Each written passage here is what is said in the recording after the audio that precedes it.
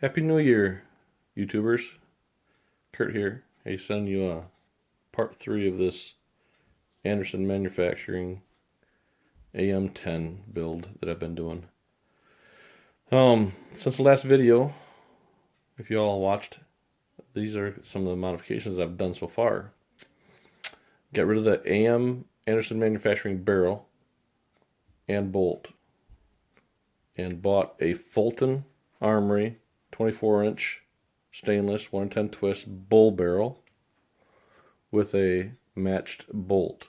So I'm running the Anderson Manufacturing bolt or bolt carrier group with the Fulton Armory bolt with a Fulton Armory 24-inch bull heavy barrel. And I with a muzzle brake that I have took off my 7.62 by 39 build. I borrowed it. And I'll tell you a little bit about this before quick when we're looking at it. It's cheap. I got it off of eBay. I think it was like $40 or something like that. So when I did that build, but I'm gonna find something better. It helped with recoil quite a bit. I used a crush washer, which is kind of a no-no for long distance shooters. As I read more and more and more, because you use this to crank down the pressure on a thrust washer or a crush washer, and your first shot's good, but once it starts heating up, you get distortion right here, okay, in this part that just starts deflecting the bullet. Now I'm regurgitating things that I've read, so if I'm wrong, it's because I've read wrong things, okay. This guy did an article, I forget his name. I should probably find it and list it in the comments below for you guys so you can see it yourself, but he claims that at 1,000 yards, and he shoots a sub-MOA group, he shoots less than 2 inches or 3 inches at 1,000 yards constant. And his muzzle devices he puts on hand tight. He really forces them down by his hand, but hand tight. And after the first shot, after the barrel starts heating up a little bit, then he starts getting his pattern would open up, and all due to the way his muzzle device was attached to here. So what I did is I used a crush washer because I had too much space in between here. Once I got to get it clocked, that there was way too much movement, even with Loctite.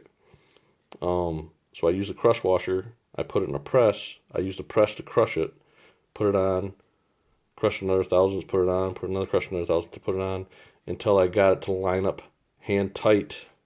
Just turn it by hand to get it hand tight so it's clocked properly. And then I unthreaded it. One drop of Loctite, blue Loctite, threaded it back on, just used my hand to get it clocked right again, and there it is. So, and it's shooting great.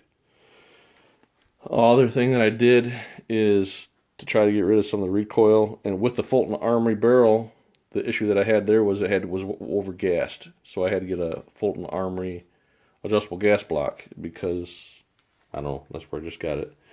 And the Fulton Armory gas block did not fit underneath the Anderson Manufacturing forearm. So I had to clearance the gas block a little bit and clearance the Anderson Manufacturing forearm with a Dremel. Inside here, can I get a picture in there? But inside here, this portion here, it's pocketed. I ground out a pocket to clearance where the gas tube goes up in there and then slides back this way. So this is in this area where the gas block is at, has reliefs in it, so you have proper clearances, so we have no contact with the forearm and the gas block. So there's no deflection or pressure points or anything like that. No rubbing. Also what I did to get rid of that, I helped get rid of that because it was so overgassed. When the first 5 shells I fired out of it before putting an adjustable gas block on it, the shells ejected out to 12.5 to 1 o'clock out in front of where you were shooting. So that increased the recoil. But what I first did is I did some research and I built a heavy buffer. This is 12 12.3 ounces. Of course, I touched it once and I rubbed my. So it's 12.3 ounces. It's solid steel. I put it on a lathe. I built it. I used this one for all my dimensions, heights, and everything else. The original one came with it. The original one is 5.5 ounces. You can buy heavier buffers online, and they're about $200, and they're only 10.5 ounces. What I did is I carved one out, got it hollowed out, put the buffer on it, put it on the scale, and I said, 12.5 ounces, that's what it came out to. And I tried it, and it worked great. So between the heavy buffer and the gas block, it's shooting pretty smooth right now. Haven't had any malfunctions except way over gassed.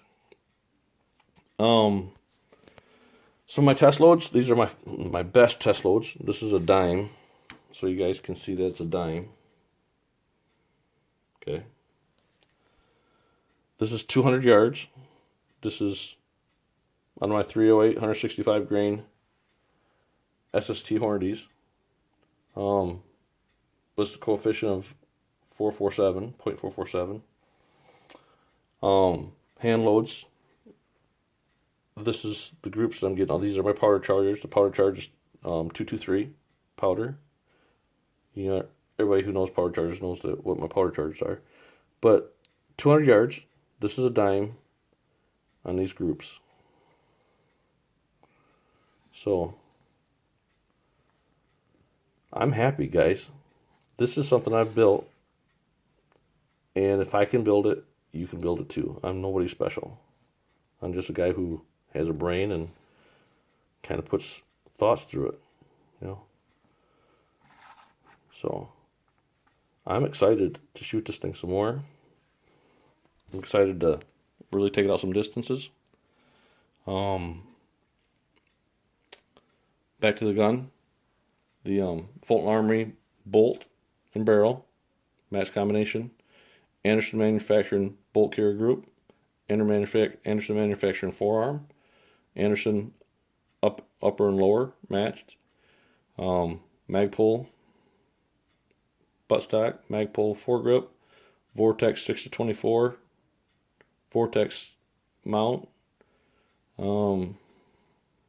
Black Rains something trigger. Black Rains Ordnance trigger. And the tube is Fulton Armory as well, because I guess their gas port is a little bit more forward on their barrels than other barrels, so it needs a little bit longer gas tube. So gas tube, gas block, barrel, and bolt, Fulton Armory. But so far so good, guys. I'm getting this out of this gun with me at 200 yards. So I think it's a win-win. Any questions, any comments? Post them below, and don't forget to subscribe, and see you guys in the future. Thanks.